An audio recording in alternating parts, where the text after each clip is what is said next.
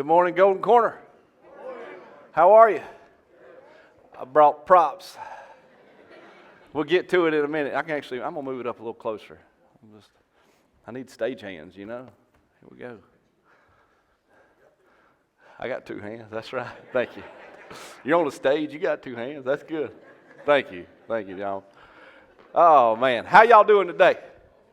Good. Before I get started, I wanted to take just a minute. I had a couple more pieces of business to attend to. First off, did you see all the Thanksgiving bags in the foyer? I think we're at 150-ish right now. That's 150 meals, yeah. Got another service coming here in just a little bit, and I'm sure they'll add a lot to that. So we're very excited, very thankful to you for doing that. I also want to take an opportunity real quick to acknowledge the great job that Jake Black did this past Sunday, our student pastor. Yep. I thought the message he shared with us was great, but I tell you the thing I love about Jake, I love his humility, I love the honesty, I love the insight that he has when it comes to the Word of God. I just think it pours out of him, and it meant a lot to me. What I love most is that you guys got to see what our students get on a regular basis, and I really appreciate that, and I'm really glad that he got to do that. Matter of fact, Ronnie and I talked. He did so good that we wanted to get up there more regularly, so in about 60 or so weeks, we'll have him back. See there. I also wanted to say this.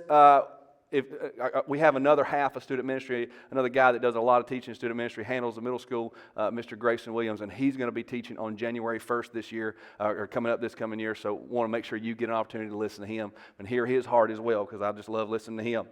And lastly, this has nothing to do with the message, but I hope that headed into next week, headed into this Thanksgiving week, that you guys are excited that you're going to enjoy a Thanksgiving time with your family and with those closest to you. I pray that for each one of you.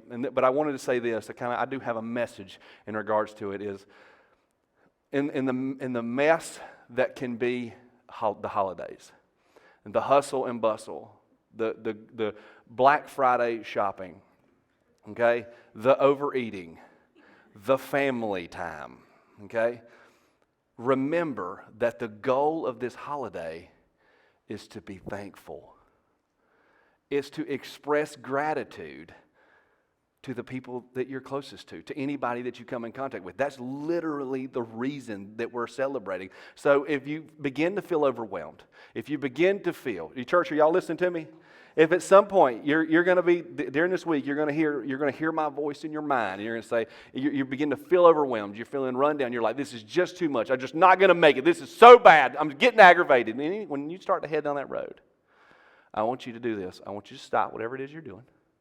I want you to go get somewhere, get off by yourself, maybe go outside, get some fresh air if you want to, maybe go start a fire, not an arsonist fire, but like a pleasant fire, a bonfire or something. I'm burning it all. No, and just take a deep breath. And if you can sit down with your spouse and express what you're thankful for, do that. If you sit down with some family and express what you're thankful for, do that.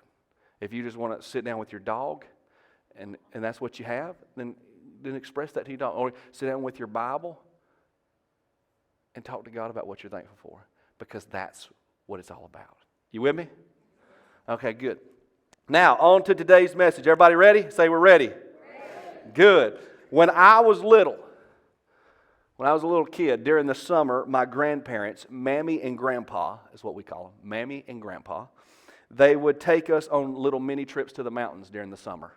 That was their thing. They liked to take us on little trips to the mountains. And normally those trips would be just a couple of days.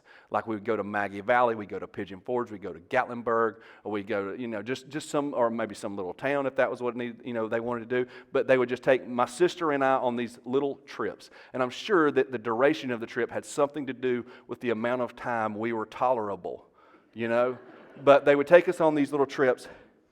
And normally they would take us to a park of some kind. We would, if we went to Pigeon Forge, we were riding the go-karts. We went to Dollywood occasionally, but I mostly remember Santa's Land. Man, do y'all remember Santa's Land? Yeah. If you've never been to Santa's Land, it's still operational, I think.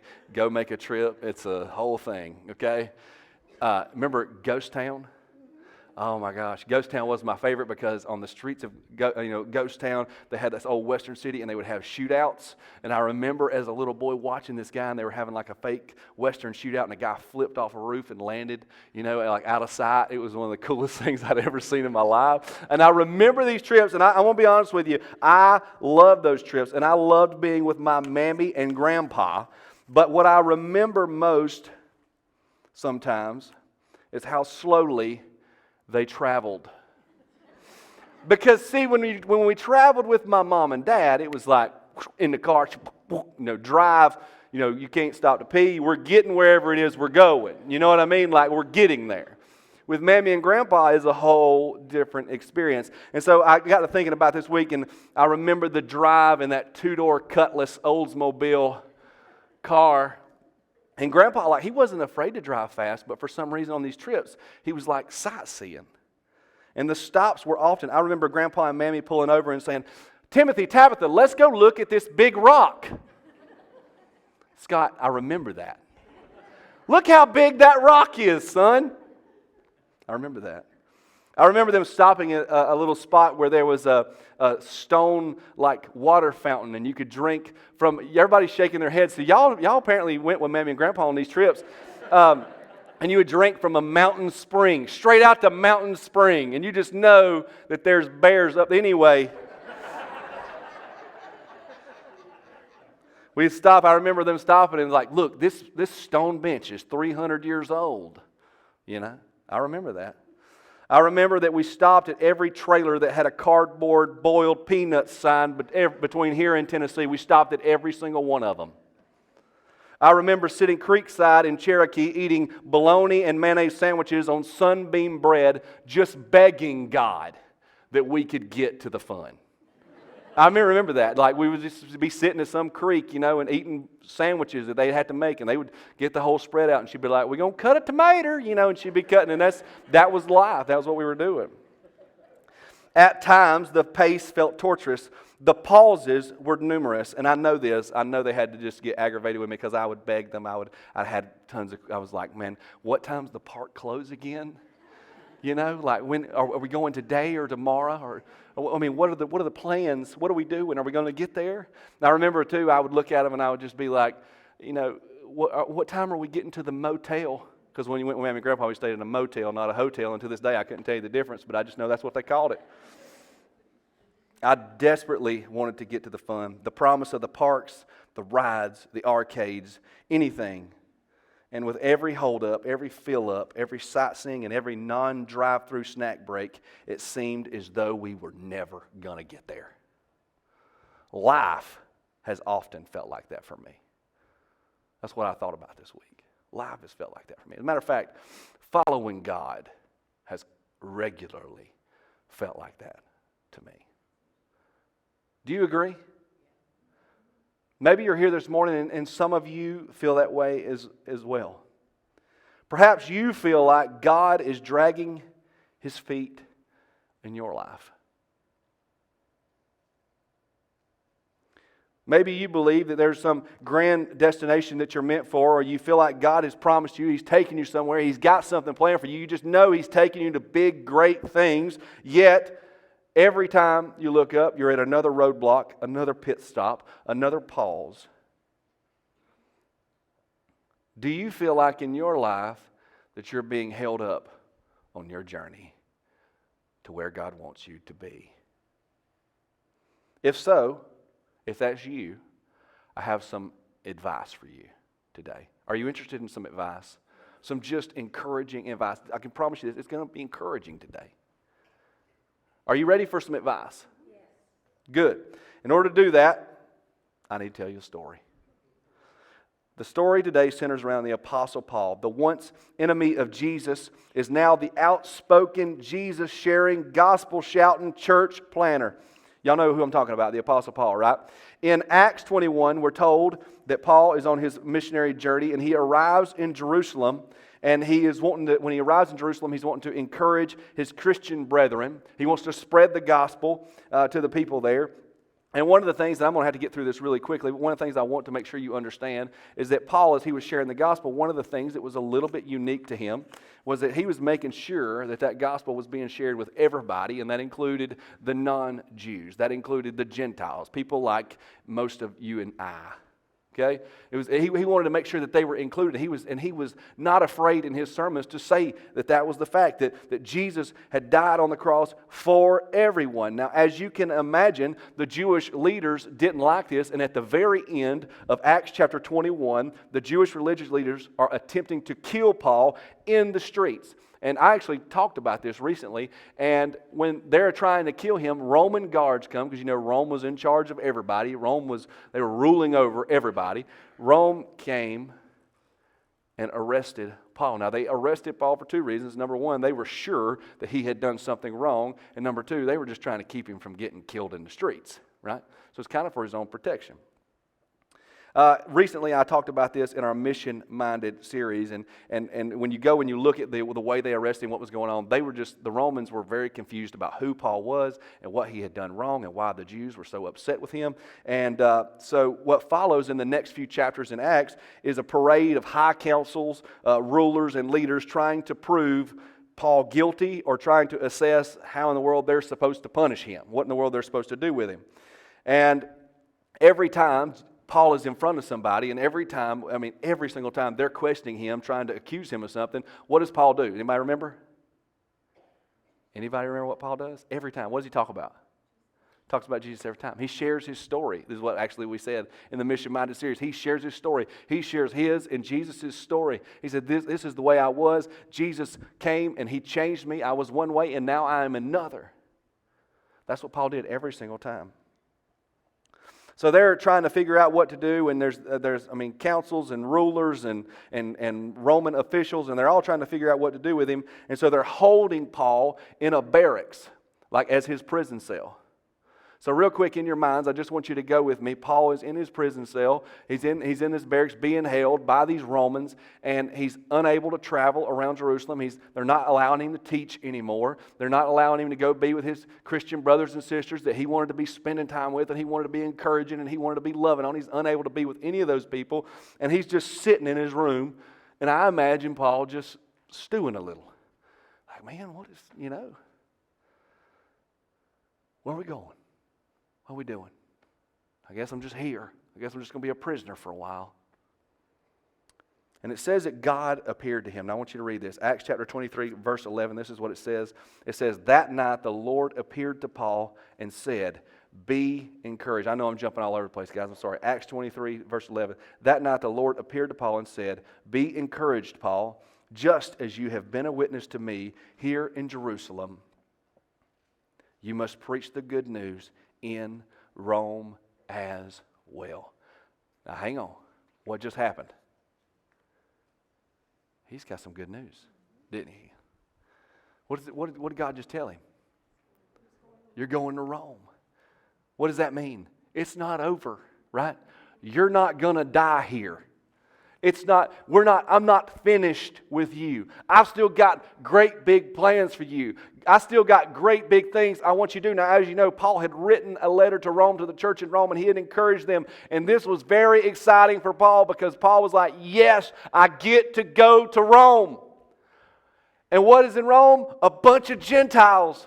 And what do I get to tell them? I get to tell them that Jesus died for them. Do you think Paul was excited? Absolutely. Do you think Paul was looking forward to Rome? Absolutely. I think he was. And this is what I love about it, man. When God tells you something, you know that's a promise, right? If God said it, it's a promise. You can lock that sucker in. We going to Rome, Big Daddy. That's what Paul's thinking, So that's exactly what Paul is expecting. What follows in Acts is more questioning, more Jewish councils, just more people that he gets put in front of. And finally, someone decides that Paul needs to be sent to Caesar, to the emperor himself. Now, don't you know when Paul hears this, he gets his chance to appeal to Caesar. That's what they say. We're going to allow you to go and appeal your case to Caesar. Now, what does that mean? He going to Rome. See, don't you see a big old grin come up on Paul's face? Like, yes.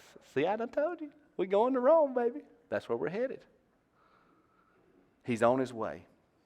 Now, can I tell you a travel story? Y'all okay with me getting a little historical here? Y'all okay with me getting a little bit, teacherish? All right? This is unusual for me, but that's what I'm going to do. I got to explain to you a little bit about how this works. So, Roman soldiers, Roman guards, they oftentimes, in order to travel, they would book passage on other ships. Sometimes that may be grain freighters, sometimes that would be fishing vessels, but what they would do, they're Rome, right? So they're ruling the roost, so they can just go up and say, hey, we need a ride, we need to go here, da-da-da-da. Now, Paul and the guys are wanting to go to Rome, right? Which is here, you see it? This is Rome, everybody?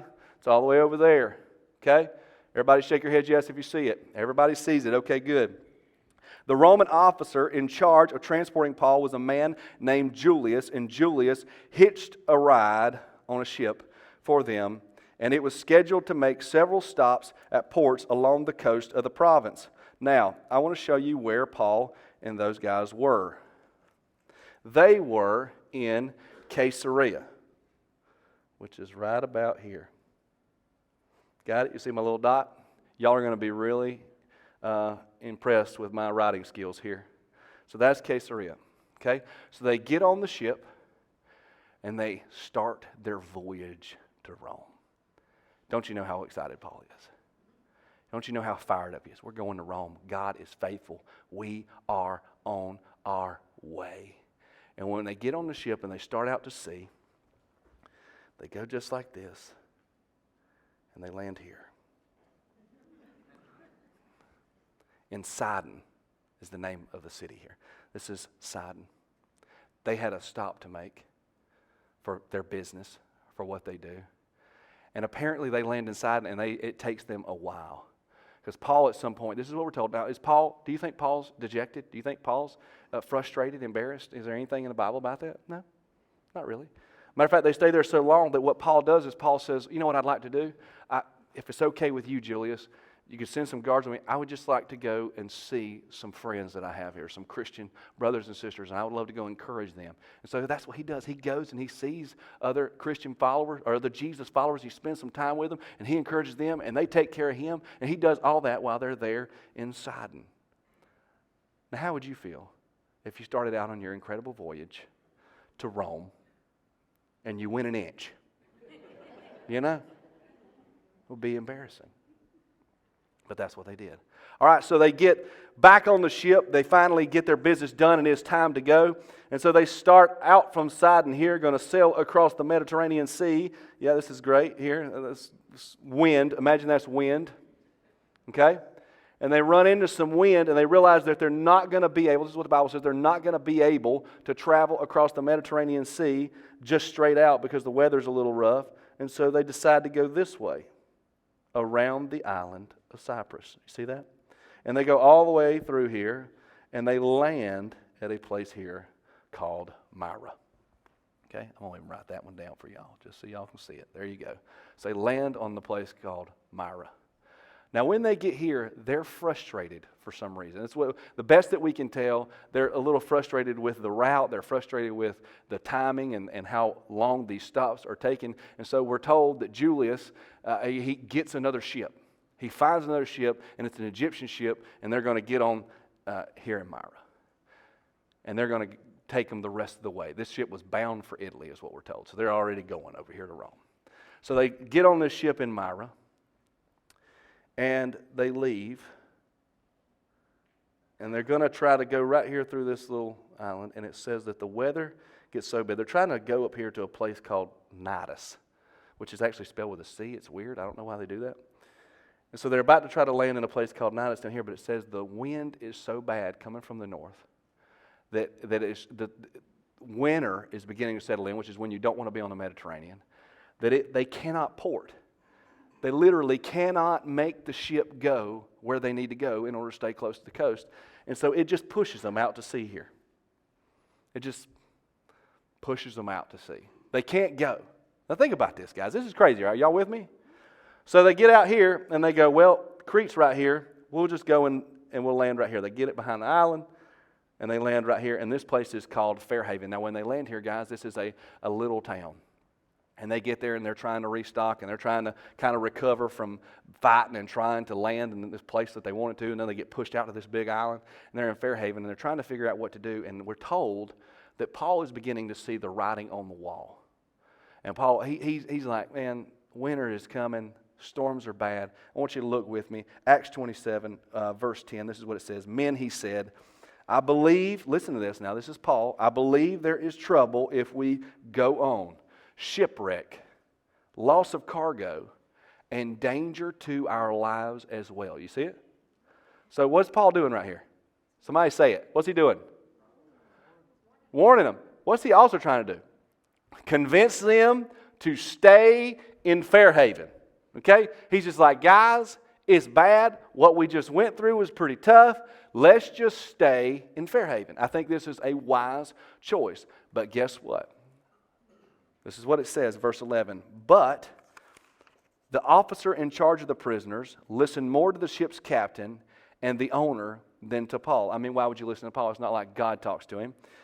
He listens to this guy that owns the ship, and he listens to the guy that captains the ship, and he says, we want to do whatever these guys want to do. And they put it up to a vote, ask the crew, what would you like to do? And this is what the crew said. The crew said, what we'd like to do, just pop out right here, and we would just like to go land over here on a place called Phoenix. Now here's a little historical detail you might be interested in. Fairhaven was a small town, a little fishing town. There wasn't a lot to do there. It was a very small, quaint little place. Phoenix, on the other hand, now that was a city, a western-facing city. It was fun. There was a lot to do. It was just bigger, more things to do. So the crew votes. They're like, man, let's go to Phoenix.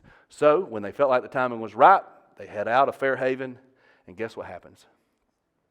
A storm hits. A nor'easter blows in is what we're told. Actually, they call it a typhoon if you read the Bible. They call it a typhoon. And you know what this thing did? This storm, I mean, look at this. These guys are just trying to, they're just trying to do a little thing right there. Just a little hook, right? It blows them out into here. This storm is so bad, it just blows them out into the middle of the Mediterranean Sea. And this is what you got to understand. This was a typhoon. This was a storm. This turned the skies dark. The waves, the seas. Well, I'm not a sailor, guys. Okay, I went on a deep sea fishing trip one time, and everybody was really sick. I was fine, but they said, I mean, they were like no seas then. This was like awful seas. This was almost capsizing the boat. If you go and you read this story in Acts 27, what you'll realize is that their lifeboat at one point blows over the deck, lands in the water, fills with water, and almost begins to drag and topple the ship over. They spend days fighting this lifeboat because they don't want to lose the lifeboat, trying to get it up. We're told that pieces of the ship started to break under the pressure of the wind and the waves. So when the boat would go up and it would go down, it was causing so much that pieces of the ship were beginning to break off, and these men were having to wrap everything in cables in order to keep it together. They fought this storm for 14 days, and this is what we're told in the Bible.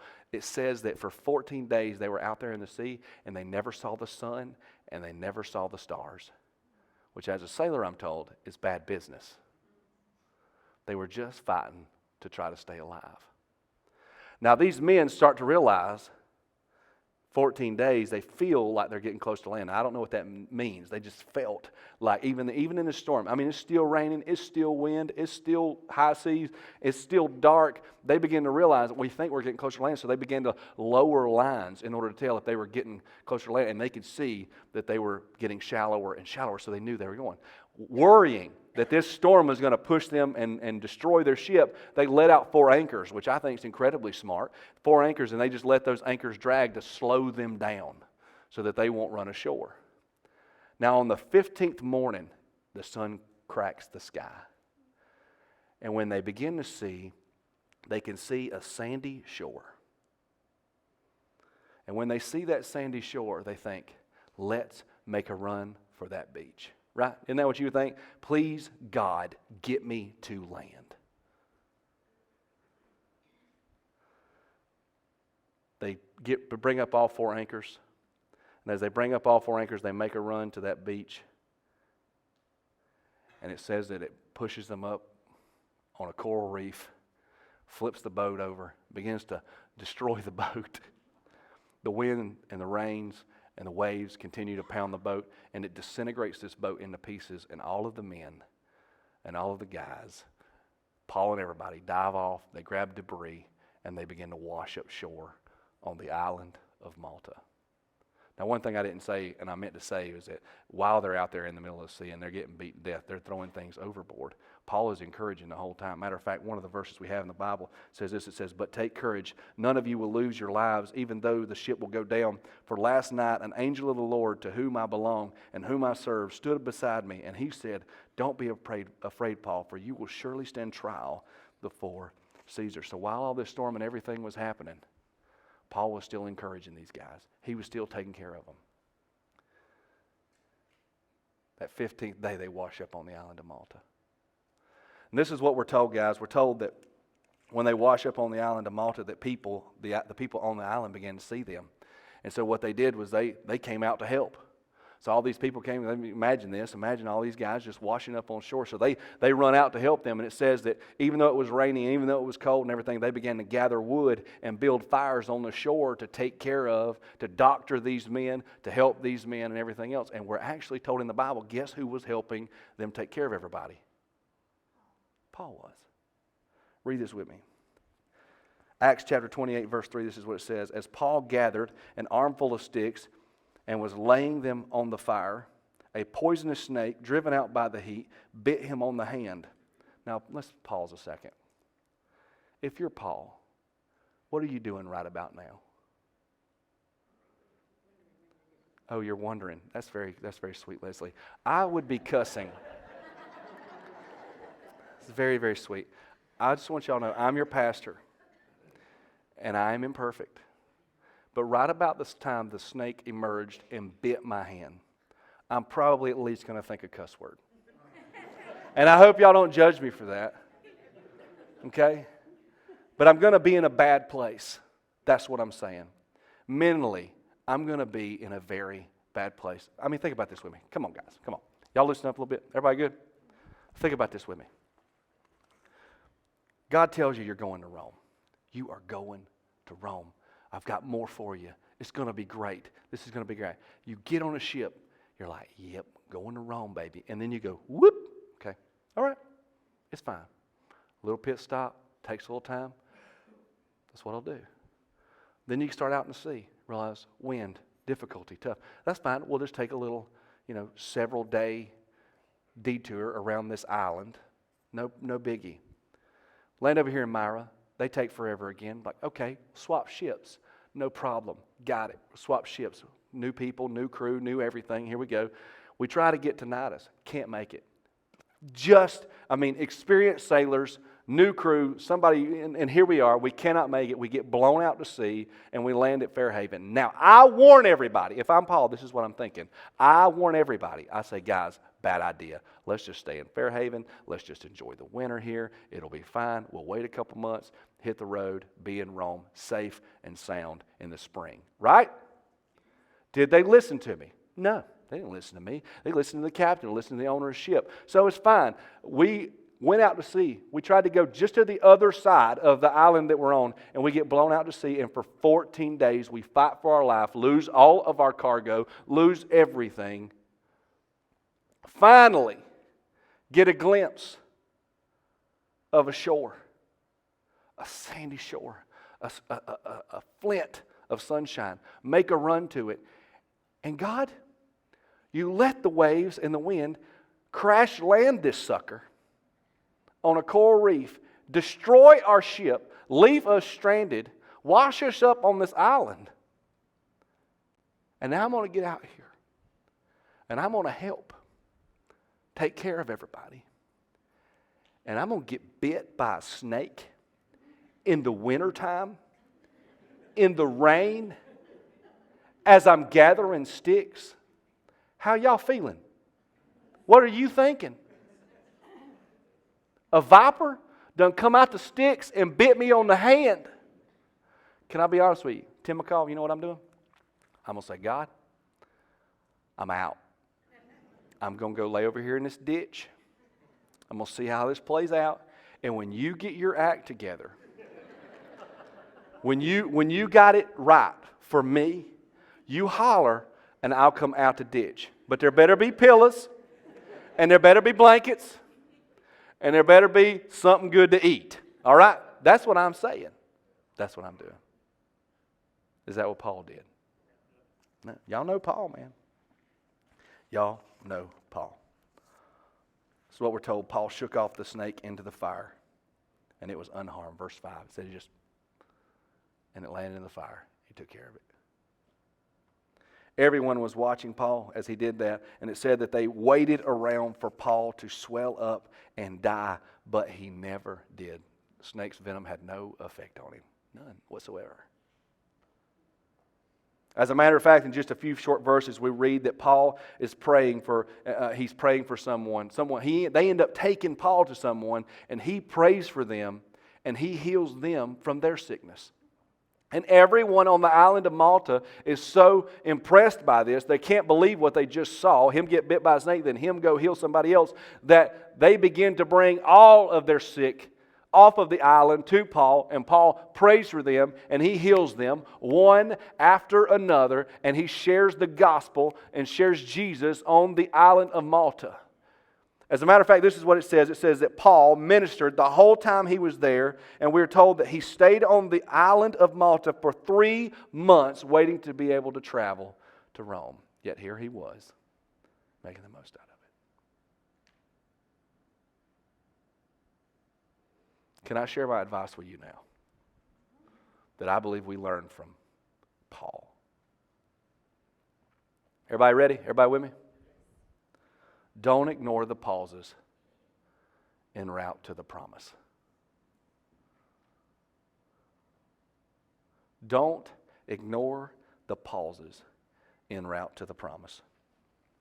I want you to think about Paul's life really quickly. Whether on a pit stop in a village he didn't plan on stopping at, taking a detour and landing, crash landing on the island of Malta, or on a ship full of sailors who were begging for their lives, Paul was right there. He was present every single step of the way. He encouraged, he fed, he helped, and he shared Jesus every single place he went. In spite of hardships, frustrations, and let's just be honest, endless, ridiculous difficulties like getting bit by a snake, Paul just kept being Paul. That's what he did. No matter where he was in his journey, Paul just kept being Paul. Paul made the pauses count. He ministered and he cared about the people that he had wherever he was in that moment. He was going to make the most out of where he was. Do you think Paul was excited about going to Rome? Everybody with me? Come on. Do you think Paul was excited about going to Rome? Of course he was excited. Of course Paul was looking forward to being in front of Caesar and being in Rome with all those Gentiles and all these people that were his people and being able to share who Jesus was with them. Of course he was looking forward to that. And of course that was where he wanted to be and that was a destination for him. But you have to see that Paul did not miss the opportunity of his journey. He took advantage of the pit stops and the pauses on his trip. He trusted that God's plan was still intact and that the journey was, in fact, an important. He believed that the journey was as important as the definition. As the destination. Sorry. That is what is so important in our lives. Are you with me? You feel like God's dragging his feet? You feel like he hasn't got you where you want to be? You feel like he's not gotten you to the promise that he has for you?